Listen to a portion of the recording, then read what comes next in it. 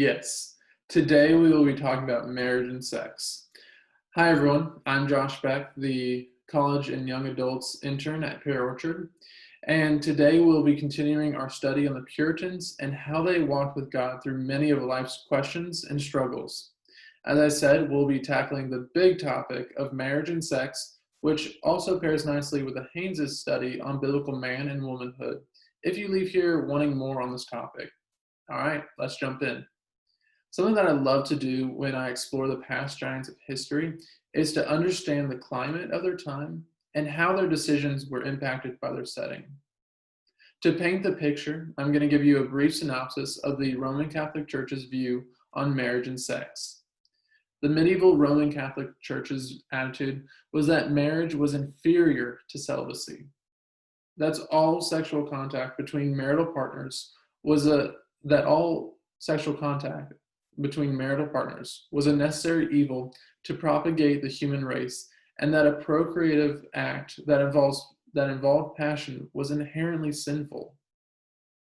This negative view was rooted in the ancient church and based on the writings of notable men such as Tertullian, Ambrose, and Jerome, all of whom believed that even within marriage, intercourse involves sin. This attitude towards marital intimacy, which dominated the church for more than 10 centuries, inevitably led to the glorification of virginity and celibacy, which by the 5th century, clerics were prohibited from marrying. Thus, two classes of Christians emerged: the religious, i.e., the spiritual clergy, which included monks and nuns who vowed to abstain from all sexual activity, and the profane, i.e., the secular laity, who, being unable to rise to the noble heights of virginity or celibacy, were conceded the right to marry. This should sound familiar to last week's lesson when we talked about the separation between sacred and secular. However, Puritan preachers taught that the Roman Catholic view was unbiblical. They cited Paul in 1 Timothy 4:1 through 3, saying, "Now the Spirit expressly says that in later times some will depart from the faith by devoting themselves to deceitful spirits and teachings of demons, through the insincerity of liars whose consciences are seared, who forbid marriage and require abstinence from foods that God created to be received with thanksgiving by those who believe and know the truth." Even the Puritan definitions of marriage implied the conjugal act. For example, William Perkins defined marriage as the lawful conjunction of the two married persons, that is, of one man and one woman, into one flesh, in contrast with Erasmus, who taught that ideal marriage abstained from sexual intercourse. So that sets the scene and what the Puritans are fervently fighting against. Now let's explore how the Puritans viewed marriage. First off, I want to start off with a couple quotes that I think set the tone on how Puritans viewed marriage. Richard Baxter said, "It is a mercy to have a faithful friend that loveth you entirely, to whom you may open your mind and communicate your affairs. And it is a mercy to have so near a friend to be a helper to your soul, and to stir up in you the grace of God." And John Downame said, "God, the institutor of marriage, gave the wife unto the husband, not to be his servant, but his helper, counselor, and comforter." However, getting back to the early days, it did take a while for the Puritans to really value the partnership that comes from marriage.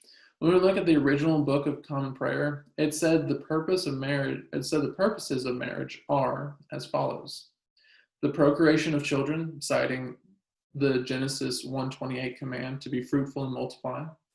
2, the restraint and remedy of sin, for the preventing of uncleanness. That comes from 1 Corinthians 7:2 and 9. And then mutual society, help and comfort. That comes from Genesis 2:18, which says, "It is not good that the man should be alone. I will make him a helpmate for him." Some early Puritan works on marriage maintain this order, but the Puritans gradually moved the third purpose, the importance of mutual society and help and comfort, to the top, which I imagine had something to do with their wives. Don't quote me on this, but I have a feeling. Anyways, it was moved to the top and was eventually codified in the 1640s by the Westminster Confession of Faith. The Puritans grounded marriage on two major scriptural principles: the Christ Church principle and the covenantal principle. These principles are perhaps the primary factors behind the orderliness, stability, and happiness of Puritan marriages, something that I think we all want in our marriages, or if you aren't married yet, in your future marriages. First off, the Christ Church principle. Ephesians 5:21 through 6:9 describes the duties of husbands, wives, parents, children, masters, and servants. Thus, these verses, along with many others, command husbands to love their wives as Christ loves the church, while the wife is to show reverence and submission to her husband as the church does to Christ.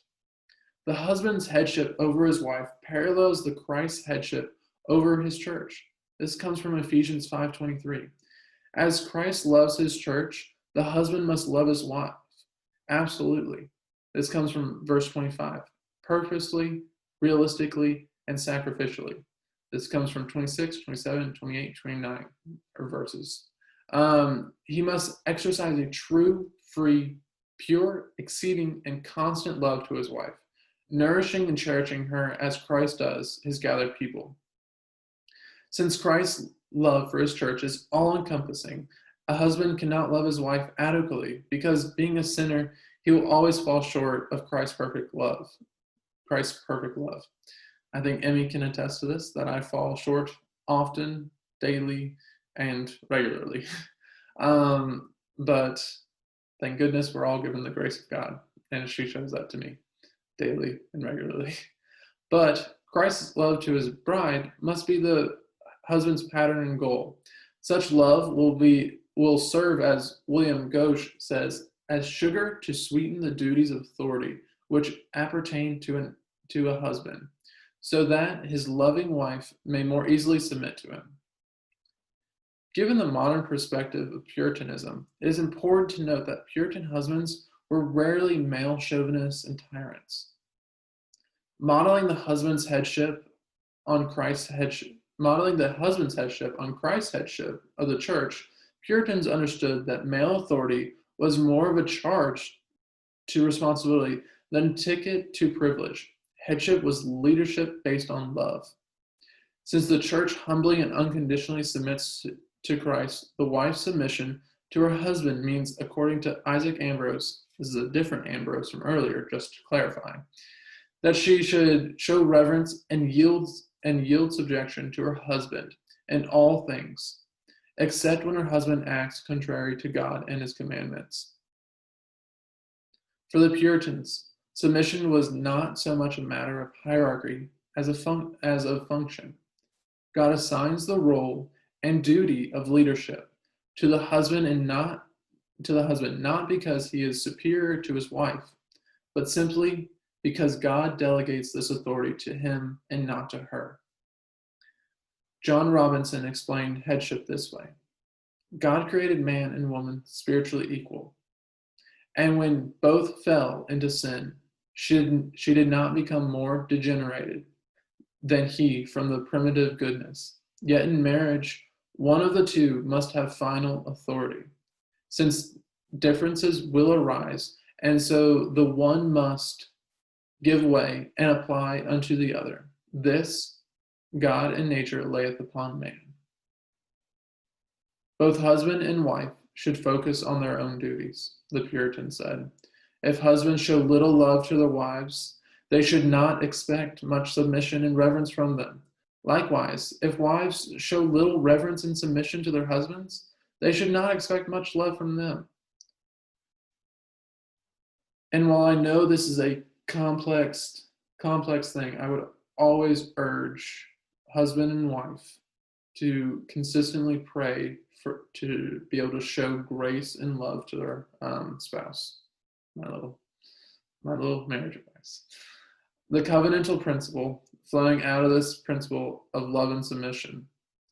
The Puritans made much of the principle of marriage as a covenant, drawing from Malachi 2:14. Edmund Morgan summarizes their view as this: every proper marriage since the first was founded on a covenant to which the free and voluntary consent of both parties was necessary. Since time began, no man and woman had ever been allowed to fix the terms upon which they would agree to be husband and wife. God had established the rules of marriage when he solemnized the first one, and he had made no changes in them since then. The covenant of marriage was a promise to obey those rules without conditions and without reservations. This is key to understand this entire view of marriage. This covenant that we eagerly enter into with our spouse is not one of our own creation, but one that was preordained since the beginning of time. This should give you a sense of freedom, knowing the institution of marriage is beautiful and wonderful, but also a sense of weightiness that cannot be taken lightly. Sex. Glad I got your attention again. Moving on to our second part. How did the Puritans view sex? The Puritans viewed sex within marriage as a gift of God and as an essential, enjoyable part of marriage. The Puritans did not hold to the confined view of the Catholic Church, which viewed sex only for the purpose of having children, although that is the wonderful fruits of God-honoring sex with your spouse. The Puritans viewed sex in 5 different ways. First, they viewed it as natural or as a natural or biological appetite. They understood that God has given us the innate desire to be intimate, and that sexual desire is not something that can be switched off or even should be. Second, or even switched off. However, they never condone lack of self-control, especially when it comes to sexual immorality. Second, more than a physical act. While sex is a natural aspect of our lives, it is so much more. It is intended to be the total union of 2 persons, their minds, their emotions, their souls, and finally their bodies. We should never view the act of sex as routine experience, but something to be cherished and adored. Third view of sex, necessary to marriage. Marriage is the God-ordained means of satisfying the sexual urge. Perkins called marriage a sovereign way to avoid fornication. Perkins also said that marital sex is a due debt or due benevolence, citing 1 Corinthians 7:3, which says, "The husband should give to his wife her conjugal rights, and likewise the wife to her husband."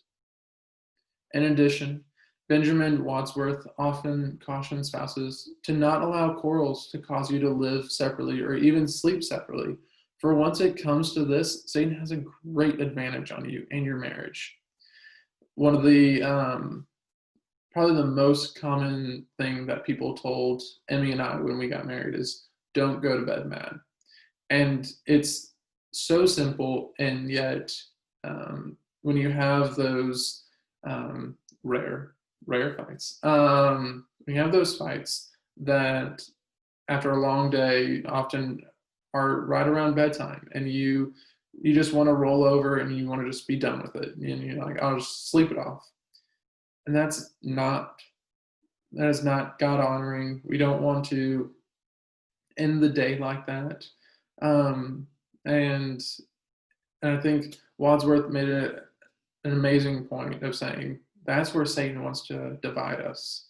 He wants to just weasel his way in. And whether it's a large space of living separate or sleeping in a separate room or on the couch, or just the distance between each other in bed, it's something that needs to be remedied that night. Fourth view, sex is private. The act of sex is an intimate joining of vulnerability and should not be viewed as a public, and should not be viewed publicly. Fifth, married sex is a form of chastity. This was used to combat the Catholic Church's glorification of chastity, even in marriage. Virginal chastity should be kept until marriage, then it is just as important to maintain and commit to conjugal chastity, which takes the form of active, honest, and devoted love. A great verse to hide in your hearts is Proverbs 5:18 through 19. Let your fountain be blessed, and rejoice in the wife of your youth, a lovely deer, a graceful doe. Let her breast fill you at all times with delight, be intoxicated in her love. Puritans stress the romantic side of marriage as they compared the love of a husband to God's love for his own. The emphasis on romance within marriage has often been attributed to the Puritans. Herbert W. Richardson writes that the rise of romantic marriage and its validation by the Puritans represents a major innovation within the church or within the Christian tradition.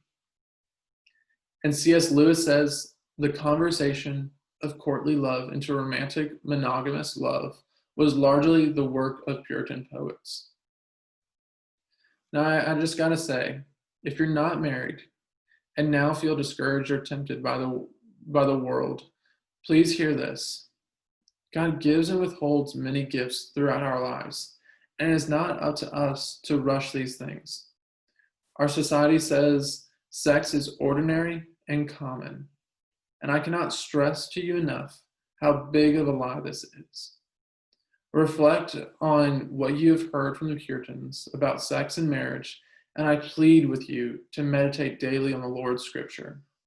Let me leave you with this final verse as I'm speaking directly to the unmarrieds. 1 Corinthians 6:18 and 19. Flee from sexual immorality. Every other sin a person commits is outside the body, but the sexually immoral person sins against his own body. Or do you not know that your body is a temple of the Holy Spirit within you, whom you have from God? You are not your own. As I said, our culture and society glorifies and in the same way cheapens sex. And as the intern for college and young adults, in an age that it seems like your friends or peers or coworkers are always talking about sex or different aspects of sexual intimacy, I plead with you to remain vigilant and pure in your walk with the Lord. I know it can be challenging. I know it is not the cool thing to do, but I promise you that waiting is forever the best decision. As I said earlier, this is a big and weighty topic, and I could not have done it without books and some websites and brother-in-law and father-in-law and other great people that have helped me on this topic, as I am not even a year into marriage. And I ask that if you have any more questions, please feel free to reach out to me or any of the pastors or on staff, and we'd be happy to answer any of the questions that you might be having. Anyways, hope to see you next week. I think is next week? Yeah, next week we're going to be in person. So that is awesome. Hope to see you there, and thanks for tuning in.